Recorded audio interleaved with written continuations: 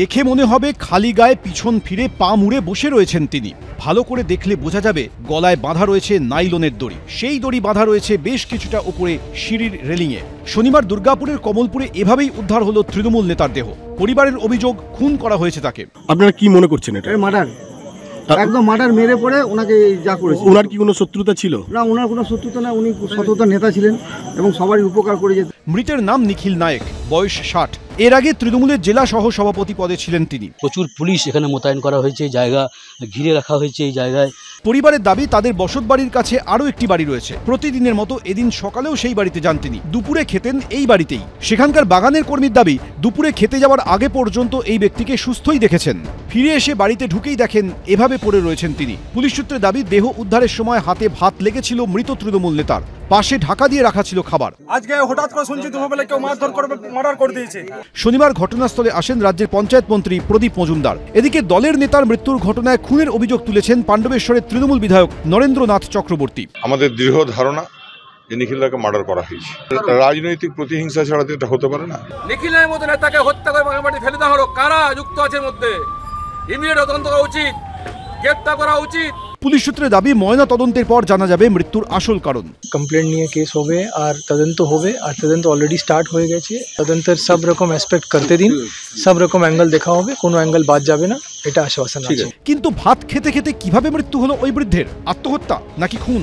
আত্মহত্যা হলে মাটিতে বসে থাকা অবস্থায় কিভাবে গলায় দড়ি দিলেন? খুন হলে কেন খুন? খুনিই বাকে?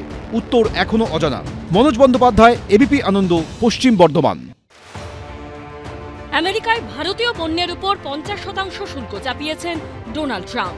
সেই ধাক্কা সামলে ওঠার আগে এবার কর্মসূত্রে আমেরিকায় যাওয়া বিদেশি নাগরিকদের H-1B ভিসার জন্য বার্ষিক $1 লক্ষ ধার্য করল ট্রাম্প প্রশাসন।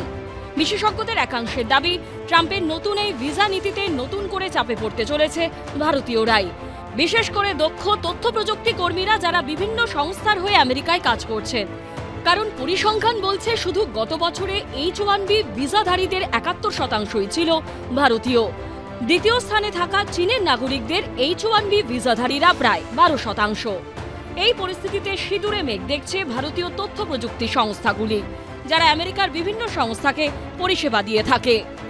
মূলত কাজ করি মানে নর্থ আমেরিকার ইউএস এর কাস্টমার আমাদের একটা মেন কাস্টমার বেস। ওই দেশে সেই রকম স্কিল ওয়ার্কার ডেফিনেটলি নেই, সেই জন্য এখান থেকে আমাদের যেগুলো স্কিল ওয়ার্কার তারা চায়।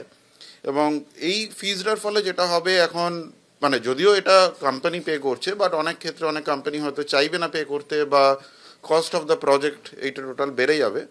এর ফলে যেটা হবে যে কিছু লোক যেতে পারবে না, এবং তার ফলে মানে ওদের বিজনেসটার উপরই এফেক্ট পড়বে। তথ্য প্রযুক্তি কর্মীদের অপর অংশ মনে করছে, ট্রাম্পের নতুন এই ভিসা নীতিতে আখেরে ক্ষতিগ্রস্ত হবে আমেরিকার অর্থনীতি। ইন্ডিয়ান H-1 ভিসার উপরে কিন্তু ডিপেন্ডেন্সিটা কমেছে।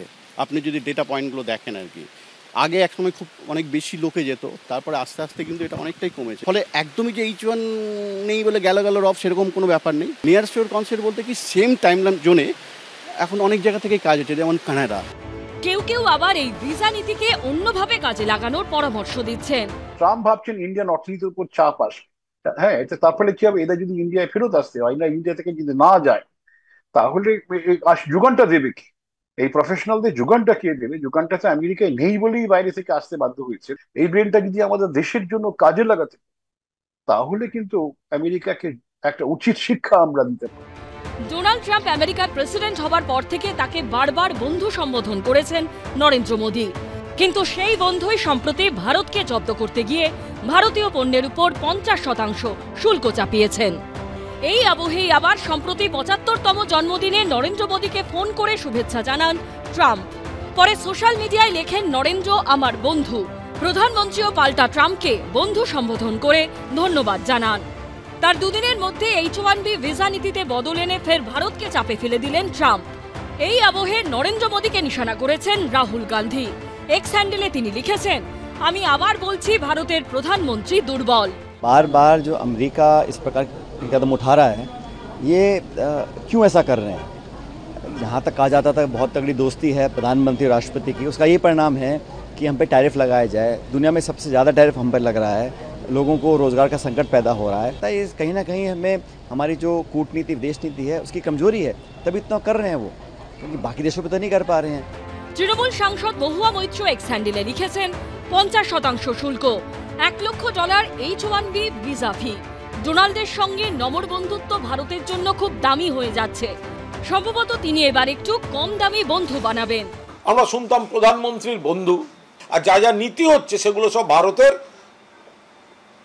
ওপর চাপ সৃষ্টি বা ভারতের ক্ষতিগ্রস্ত হচ্ছে। অন্যদিকে ট্রাম্পের ভিসা নীতি নিয়ে নির্দেশনামা জারির পরদিনই গুজরাটের ভাবনগরে এক অনুষ্ঠানে প্রধানমন্ত্রীর গলায় শোনা গেছে আত্মনির্ভর ভারতের কথা। भारत को आत्मनिर्भर होना ही होगा। आत्मनिर्भर होने के अलावा भारत के पास कोई विकल्प नहीं है। 140 करोड़ देशवासियों का एक ही संकल्प होना चाहिए, चीप हो या शीप, हमें भारत में ही बनाने होंगे। ডোনাল্ড ট্রাম্পের নতুন ভিসা নীতি ঘোষণার পরে তথ্য প্রযুক্তি সংস্থা মাইক্রোসফট এবং আমেরিকার অন্যতম বড় ব্যাংক জেপি মর্গান তাদের যে সমস্ত কর্মীরা অন্য দেশে রয়েছেন তাদের আমেরিকায় ফিরতে বলেছে। শিবাশিস মৌলিক ও সুকান্ত মুখোপাধ্যায়ের রিপোর্ট, এবিপি আনন্দ। রবিবার মহালয়া, পিতৃপক্ষের শেষ, সোমবার শুরু দেবীপক্ষ।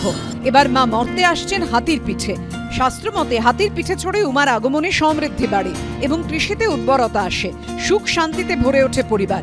কিন্তু এই খুশির বার্তার মধ্যেও মেঘ জমছে আশঙ্কার। মাঝে মধ্যেই ঝেঁপে নামছে বৃষ্টি। আবহবিদরা বলছেন পুজোতেও রেহাই নেই অসুর বৃষ্টির হাত থেকে। আলিপুর আবহাওয়া দপ্তরের পূর্বাভাস, পুজো ভাসিয়ে দিতে তৈরি হচ্ছে নিম্নচাপ। ষষ্ঠী থেকে দশমী প্রত্যেক দিনই হতে পারে বৃষ্টি। বছর ঘুরে আসছে উমা, কদিনই বা থাকবে মেয়েটা? সেই কটা দিন কি বৃষ্টি না হলেই নয়? চিন্তায় উদ্যোক্তারা। উদ্যোক্তা হিসেবে ফার্স্ট অফ অল মনে হয় যে বৃষ্টি হওয়াটা তো কখনোই বাঞ্ছনীয় নয়। আর আরেকটা হচ্ছে আমাদের এই বাঙালিদের যে স্পিরিট, বাঙালি বলবো না, আপামর এই দুর্গাপুজো দেখার যে লোকের স্পিরিট, তো বৃষ্টি অল্প বিস্তর যাই হোক না কেন সেই বাঁধভাঙা আনন্দ, কারণ বছরে একবারই দুর্গাপুজো আসে এবং এই যে খেটে তৈরি করা শিল্পকলা দেখতে লোকে ভিড় জমাবেই। উদ্যোক্তা হিসেবে দেখুন, বৃষ্টি তো কারোর কন্ট্রোলে নেই, বাট একটা জিনিস বলতে পারি যে দর্শক যদি আসে, আমাদের এত কিছু করা শুধু দর্শকের জন্য, আমরা চাই দর্শক আসুক। এবার যদি বৃষ্টি পড়ে প্রচণ্ড তাহলে তো দর্শকের একটু অসুবিধা হবে। Let's keep our fingers crossed. একটা জিনিস বলতে পারি, আমাদের মণ্ডপটা পুরো ঢাকা, যদি ওনারা দর্শকরা আসেন মণ্ডপের ভেতরে কোনো অসুবিধা হবে না।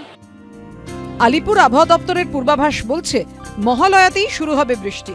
বজ্রবিদ্যুৎ সহ বৃষ্টি হতে পারে ঝাড়গ্রাম, উত্তর 24 পরগনা ও দক্ষিণ 24 পরগনায়। পূর্বাভাসে আরো বলা হয়েছে ষষ্ঠীর দুদিন আগে নিম্নচাপ তৈরি হতে পারে বঙ্গোপসাগরে। আবহবিদরা বলছেন 25 থেকে 26 সেপ্টেম্বরের মধ্যে বঙ্গোপসাগরে তৈরি হতে পারে নিম্নচাপ, যার প্রভাবে 27 সেপ্টেম্বর পঞ্চমী থেকে 29 সেপ্টেম্বর সপ্তমী পর্যন্ত রাজ্যের সব জেলায় হালকা থেকে মাঝারি বৃষ্টির সম্ভাবনা। 30 সেপ্টেম্বর অষ্টমী থেকে বাড়তে পারে বৃষ্টির পরিমাণ। নবমী ও দশমীতেও হতে পারে ভারী বৃষ্টি। বে অফ বেঙ্গল থেকে অনেকটা ময়েশ্চার ইনকারশন রয়েছে দক্ষিণবঙ্গে, তাই আজকে যেরকম দেখতে পাচ্ছেন যে থান্ডার ক্লাউড তৈরি হচ্ছে এবং বিভিন্ন জায়গায় বজ্রবিদ্যুৎ সহ বৃষ্টিপাত হচ্ছে এবং এই একই রকম বজ্রবিদ্যুৎ সহ হালকা থেকে মাঝারি বৃষ্টির সম্ভাবনা প্রায় প্রতিটি জেলাতেই আগামী 5 দিন থাকছে। এর সঙ্গে আজকে যেমন ভারী বৃষ্টির সম্ভাবনা রয়েছে দক্ষিণ 24 পরগনা জেলাতে, এবং তার সঙ্গে ডে 3 মানে আজকে হচ্ছে 20 তারিখ, 21, 22 তারিখ, 22 এবং 23 তারিখ ডে 3 এবং ডে 4-এ ভারী থেকে ভারী বৃষ্টিপাতের সম্ভাবনা থাকছে। তবে দক্ষিণবঙ্গে এই পরিস্থিতি হলেও পুজোর বোনাস পাচ্ছে উত্তরবঙ্গ। আবহাওয়া দপ্তর জানিয়েছে উত্তরবঙ্গে পুজোয় ভারী বৃষ্টির সম্ভাবনা নেই, তবে বজ্রবিদ্যুৎ সহ হালকা বৃষ্টির সম্ভাবনা থাকছে। আপনাদের আনন্দ দেওয়ার জন্য, মানুষের কাছে মানুষের পুরস্কার পাওয়ার জন্য আমরা যে খাটি, সে যদি এইভাবে বৃষ্টি হতে থাকে তাহলে সত্যিই খুব মুশকিল। এক হচ্ছে প্যান্ডেল শেষ করা মুশকিল হয়ে দাঁড়াচ্ছে, যদি বা শেষও করে দিই, হয়তো শেষ করেই ফেলবো কাজ সময়ের মধ্যে, কিন্তু মানুষ আসবেন কেমন করে, এটাই একটা বড় যন্ত্রণা, একটা দুঃখের বিষয়। আগামী 2রা অক্টোবর বিজয়া দশমী। মা কৈলাসে ফিরবেন দোলায়, শাস্ত্রমতে যা সাধারণত রোগ, দুর্ভোগ বা মহামারীর ইঙ্গিত দেয়। সাগরের নিম্নচাপ হোক বা দোলাগমনের বিপদের আশঙ্কা, সব দুর্গতি থেকে একমাত্র রক্ষা করতে পারেন দুর্গতি নাশিনী দুর্গাই। অরিত্রিক ভট্টাচার্য ও সৌমিত্র রায়ের রিপোর্ট, এবিপি আনন্দ।